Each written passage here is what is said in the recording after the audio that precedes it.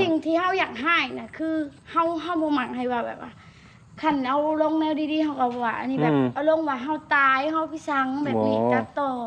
ว่างานศพนั่นน่ะนี่เฮาบ่มักก็คือเอาไปแล้วแบบนี้ไปเอสแบบเพื่อผลประโยชน์เจ้าของแต่ว่าเฮาดูแย่แม่ไปสับแช่งเฮาแบบนี้บัดนี้ตอนนี้หาเจ้าอายุเท่าใดแหละ30โดยอันนั้นเพิ่นอายุเท่าใดซ้ำกันไอ้แม็กกะคือเอิ้นไอ้แม็กซ์ซ้ำกัน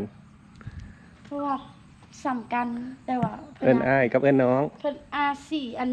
เป็นอ้ายเฮาแบบอ้ายกี่อ้ายเดือนหั่นนะช่องอื่นน่ะที่เขาเอาคลิปเจ้าไปลงอ่ะเขาไปเอามาได้ไสเอามาแต่ในต่อบ่แอปดำแม่นแบบจับต่อแล้วก็เอาจากอันดึงมาจากคลิปช่องเฮาแท้ช่องแดงช่องมาลงเฮาเฮ็ดหยังบ่ได้เลยก็คือปล่อยเขาแม่เฮาเฮ็ดหยังเขาบ่ได้บ่เพราะว่ามันมีหลายช่อง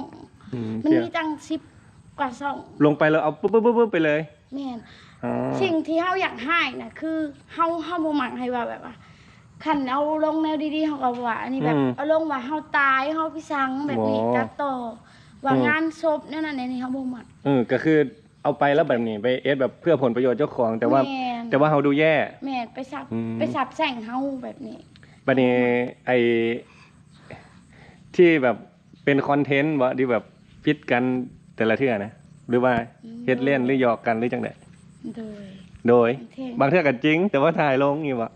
โดยจริงแต่ก็บ่ก็คือเล่นๆกันก็คือเฮาเป็นแบบผู้สร้างคอนเทนต์เนาะแม่นบ่รายได้รักเจ้าหาคู่มือนี่มาแต่ทางใดกะซุมื้อนี้กะ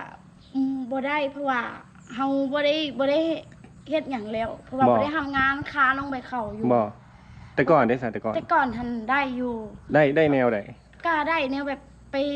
ไปงานไปโฆษณาสินค้าแต่ก่อนอันนี้เฮาบ่ได้รับเถื่อเพราะว่าอยู่ลาวมันยังสร้างรายได้บ่ได้ใน Facebook ได้แต่ใน YouTube บ่ YouTube ก็ยังได้หรือยัง YouTube รายได้แล้วกินได้คือตอนนี้หาได้แต่ใน YouTube แม่นบ่กินบ่กินบ่ได้เพิ่นยังกินบ่ได้บ่เพิ่นยังเป็นวัดอยู่ยังเป็นวัดอยู่แล้วจึงกินก็คือรายได้หลักตอนนี้หามีแต่ใน YouTube บ่ในแอปดำได้ซะแอปดำได้บ่ในแอปดำใน TikTok ก็ได้แต่เฉพาะไลค์ได้แต่เฉพาะไลค์ก็เฮาก็คือไลค์แล้วคนก็ส่งของขวัญให้แบบนี้บ่โดยได้เฉพาะไลค์แต่ว่าช่วงนี้ไลค์เฉพาะได้ก็แต่ถ้าเวลาเฮาไลค์ได้แล้วเฮาจะบ่มีบัญชีอันทำเงินบัญชีเอาออกบัญชีอันถอนเงินออกเด้คู่มื้อนี้เขามันต้องใช้บัญชีเงินบาทไทยบ่มันอันนั้นได้อยู่อันอีหยังก็ True Money Wallet ถอนมาจาก True Money Wallet เจ้าสมัคร True Money Wallet เพราะว่า True Money Wallet ใช้แค่เบอร์โทรมั้งต้องไปถามอยู่เซเว่นเบิ่งว่าอยู่นี่มีบ่ True Money Wallet หรือว่าของไทยเฮาก็บ่รู้ก็คือกันเพราะว่าเจ้าก็เป็นคนลาวก็เป็นคนไทยมาเลยบ่รู้แล้วบัดนี้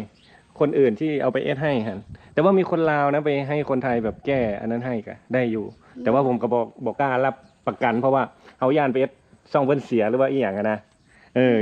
เพราะว่าขนาดเฮาช่องเฮากันยังเอสยากแล้วยากเฮาน่ะบอกกล้าบ่กล้าอีหยังบ่กล้าให้อันนั้นดอกเพราะว่ามันยากเผื่อมันในอนาคตมันสิยากเนาะนี่เจ้าหาไปติดตามค่อยนำโดยเดี๋ยวน้องติดตามถ่ายรูปตอนนี้หาเจ้าอายุเท่าใดแหละ30โดยอันนั้นเพิ่นอายุเท่าใดซ้ำกันไอ้แม็กกะคือเอิ้นไอ้แม็กซ์ซ้ำกันเพราะว่าซ้ำกันแต่ว่าเอิ้นอ้ายกับเอิ้นน้องเพิ่น4อันเป็นอ้ายเฮาแบบอ้ายกี่อ้ายเดือนหั่นนะอ้ายเดือนแบบนี้บัดนี้แล้วจากนี้ก็สิไปอันนั้นเนาะเพราะว่าแม่นเพราะว่าเพิ่นเป็นเดือน2เด้เพิ่นเกิด